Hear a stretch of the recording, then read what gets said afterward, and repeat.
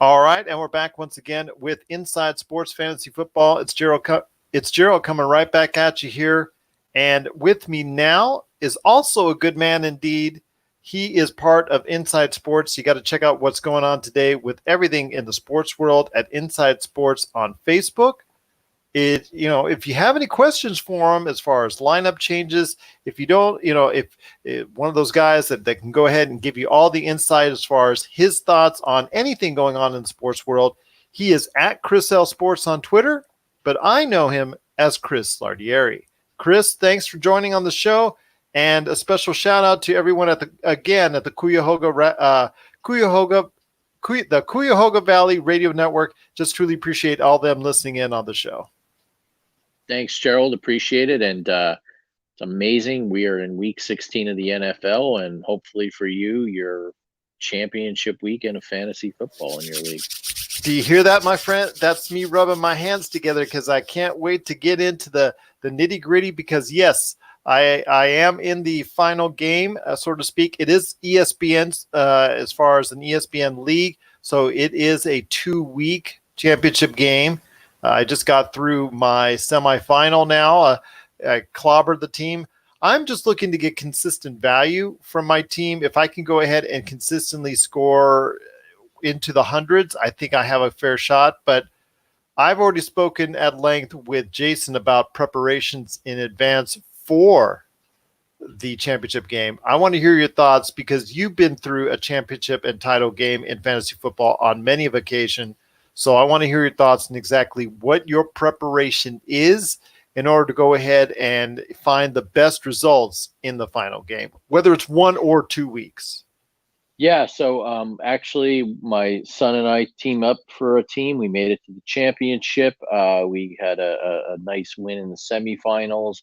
Our team seems to be clicking on all cylinders. What I would, the approach I'm taking there and what I've done in the past and what I would advise to our loyal listeners is don't overthink things. As we mentioned last week, you've got to use your situational starters. In one league, I happen to have Devontae Parker. In this particular league, someone's asleep at the wheel and he's out there on waivers. I hope to find out Wednesday morning whether we got him. You may say Devontae Parker plays on a terrible Dolphins team. No, he doesn't. He's a great fantasy football player that Ryan Fitzpatrick likes to throw to. Another one, you look in Tampa Bay, Rashad Perriman, a wide receiver, with Godwin and Evans both getting hurt. Jameis Winston hasn't missed a beat. By the way, if you've got him, I think he's a start, believe it or not. Everyone was writing him off earlier in the year thinking that Bucs aren't going to re-sign him. But this guy, whether he's playing for a contract or whatever the case is putting up ridiculous numbers. And I don't see that not being the case again this Saturday against Houston. So back to my original point. If one of your receivers is a bad matchup, let's say you're like me and you drafted OBJ and he's had an atrocious year, put him on the bench, start a Parker, a Perriman, whatever the case may be, someone with a more favorable matchup. Don't think just because you've got OBJ and maybe you blew a first-round pick on him. In our case, it was a second-rounder. That's inconsequential. We've talked about this throughout the year. You want the best matchups. With quarterbacks, look, we've got Jared Goff in one league. He did fairly decent in what looked like a blowout on paper, but fantasy-wise, he got us some late garbage points. I'm not starting him this week against the 49ers defense. I know they didn't beat the Falcons last week on some controversial last-second reviews of touchdowns, but I don't want anyone going up against that defense at this point in the season, especially with the 49ers fighting it out to try and get a 1 seed and or a bye week. So those are sorts of things you need to look for. And then 2, we hit on this last week. Go out there in waivers. If your defense has a bad matchup, as crazy as it sounds, the Denver Broncos have kind of been hanging in there the last few weeks, have a terrific matchup this week against the god-awful, atrocious Lions offense. And, you get 8-9 points from your fantasy defense, especially in a championship game, you're in good shape. That's gravy. You get points like that from your kicker, your defense, or even your tight end. That's more icing on the cake for you. So those are the things to do. There's probably not a heck of a lot out there in waivers right now. Although you never know, someone might slip through. But Perriman seems to be the big name at this point in time. I know he's available in a lot of leagues. I know Jason was talking about him earlier this week on the show. So I just wanted to ask you, Perryman from Tampa Bay, with both of their star wide receivers on the shelf, it looks like he's going to get the brunt of the passing game, especially with a big game coming up for Jameis Winston, whose, I guess, very future is on the line as well. Yeah, if you have a fab budget, unload it this week. Clear out your proverbial bank account. Go get him because we saw it against the Lions. Winston will throw to him. Winston will throw the ball, period. I mean, Bruce Arians has done wonders for this guy. So if you're in need of a flex player, a second wide receiver, I think it's worth getting Perriman. I believe he is the most added player in Yahoo. I checked earlier this evening. So may cost you, but I think it's worth it when it's do or die time here in championship. Well, what do you got to lose, right? Exactly. And I just think numbers wise, it makes sense. He threw to him against the Lions, like I said, but this is a team where Winston is completely airing the ball out. Yeah, he's got his interceptions and all, but at least the guy's a gunslinger. He may not look good to the people at ESPN who analyze his throwing motion, his high interception ratio, etc. But this guy has been phenomenal the second half of the season as a fantasy quarterback, and I think Perriman can benefit. The one place where I'll draw the line, I had him earlier this year, is O.J. Howard. You just never know with that guy. He's an enigma. There are probably better tight ends out there like the Doyles, the Cooks, the Fants of the world. I think are a little more reliable than O.J. Howard. Well, I'm going to come clean with a confession, my friend, both to you and now Jason Dutch as well, because both of you two were severely disappointed all season by the production on O.J. Howard because it was all over the place. And unfortunately, for most of the season, it was pretty bad. And he came up in a couple weeks, and he was looking a little bit good on the waiver wire. So I wasn't sure about Mark Andrews of Baltimore. He was kind of questionable, so I kind of picked him up as a backup just in case. But I will tell you that to both you and Jason, who have had real issues with him, he's not going to be starting. So it looks like Mark Andrews is going to be able to play. He did play that week, and he's going to be my starter this week, and barring any unforeseen circumstances. And it looks like I'll be able to go ahead and get O.J. Howard off my roster ASAP. How about that? All right. We will never begrudge you for having an insurance policy, and we know how thin the tight end pool is this time of year. But it's good to see that you're in the final game, and also Jason Dutch and myself are in the final game. It's almost like we planned it, my friend. What do you know? The hosts of Inside Sports Fantasy Football, all three of us got into the final game. How about that?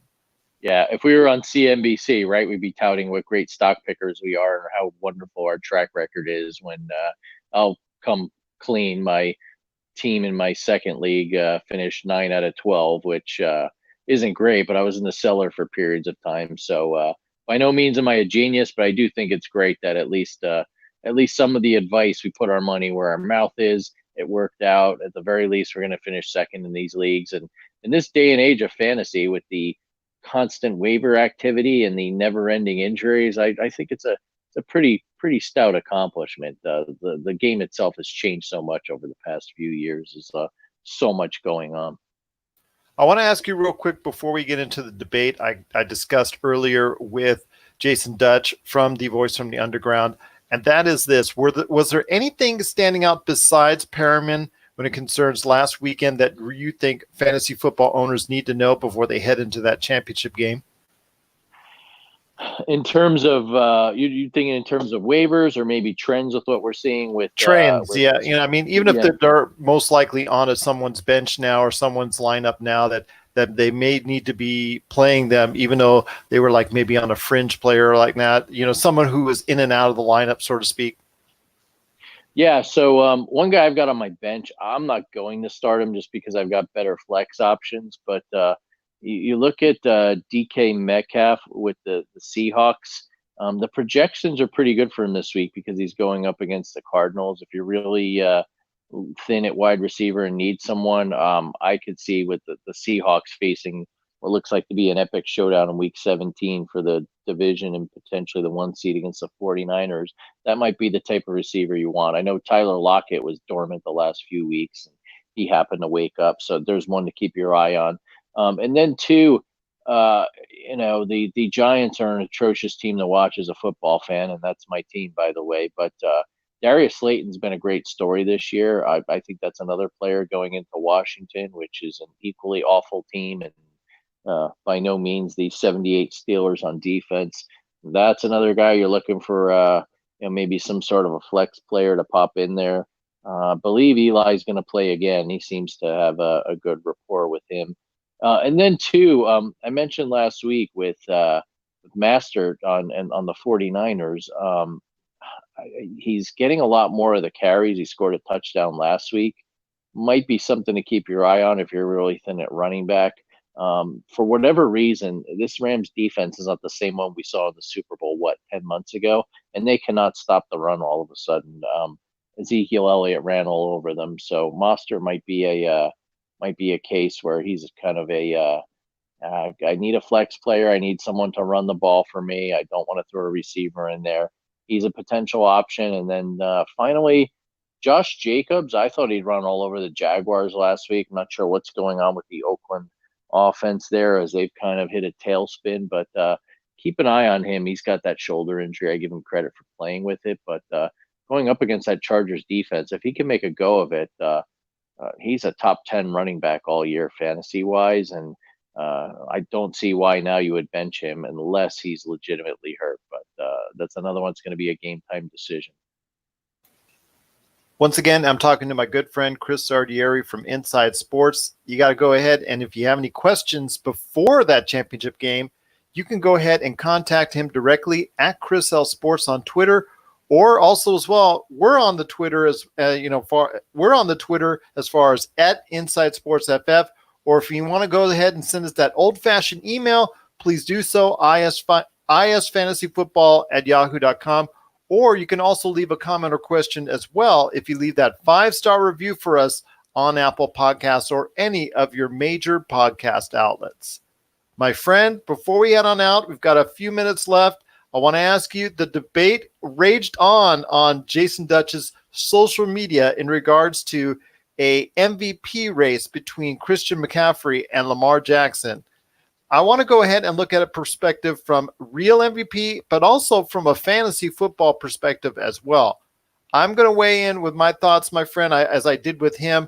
I'm going to say on both accounts, even though on the fantasy end it is ever so close, like razor thin, I'm leaning towards Lamar Jackson. I think as far as an NFL MVP, I don't think it's even close. I think he deserves it and has done a great job for a team that's, at Baltimore that only has 2 losses. So I ask you, my friend, your thoughts on the debate between Lamar Jackson and Christian McCaffrey, both in a real world scenario when it comes to MVP, but also a fantasy football one as well. I concur with you. Real world NFL MVP will be Lamar Jackson. I know Russell Wilson gave a nice go of it, but breaking the all single season quarterback rushing record, the fact that back in January in an atrocious playoff game and a loss to the Chargers and everyone was doubting him. I mean, he's come completely full circle and running this offense with the utmost efficiency. From fantasy, I'm going to have to go selfish here myself. We've got Christian McCaffrey on our team that made the championship.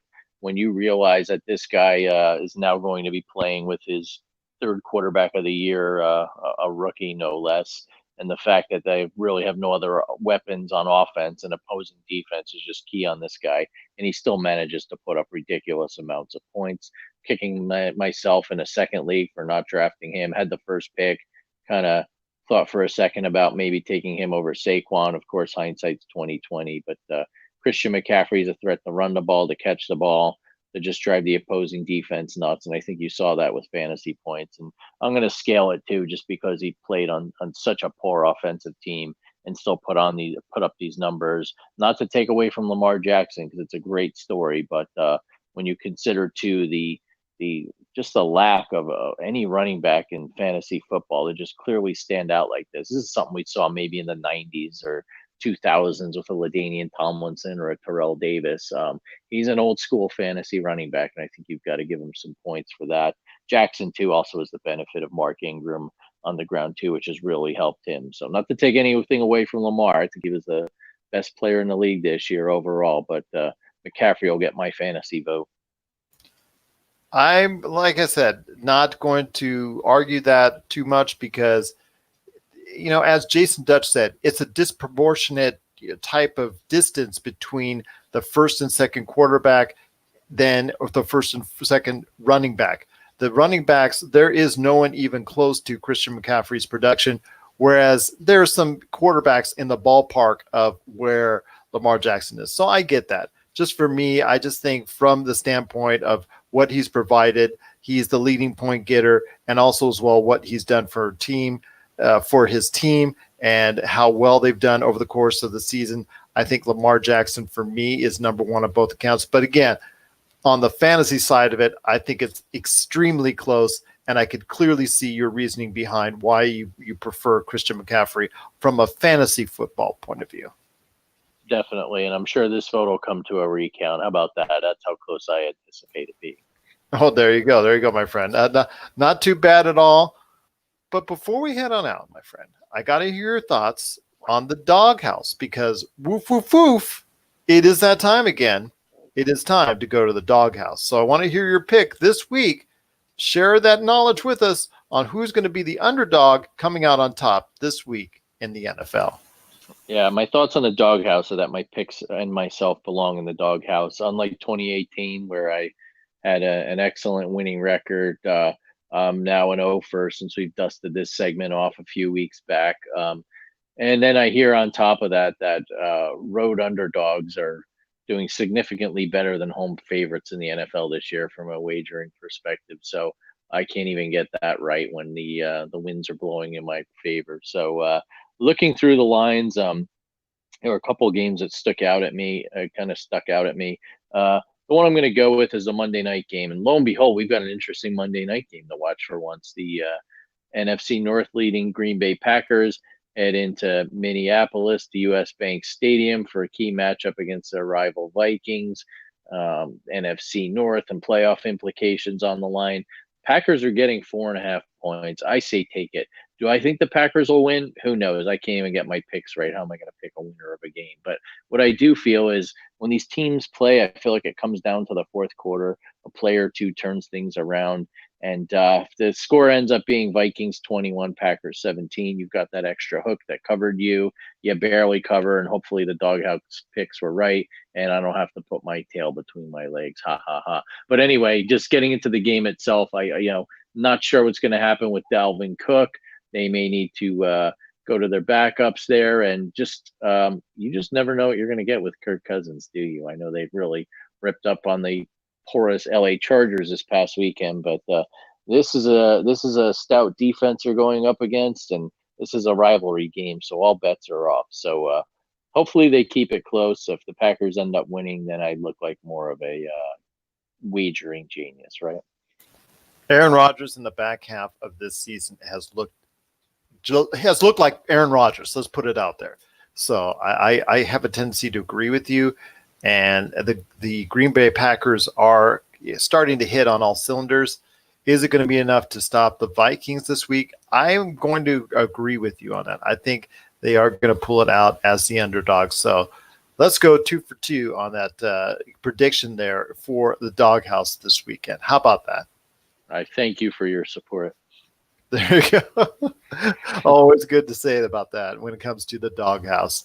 I do want to ask you, my friend, though, before we head on out, that you've always got some words to talk about when it comes to the league. So before we go ahead with another great episode of Inside Sports Fantasy Football, I do want to go ahead and give you the floor, my friend. Share some thoughts on the NFL.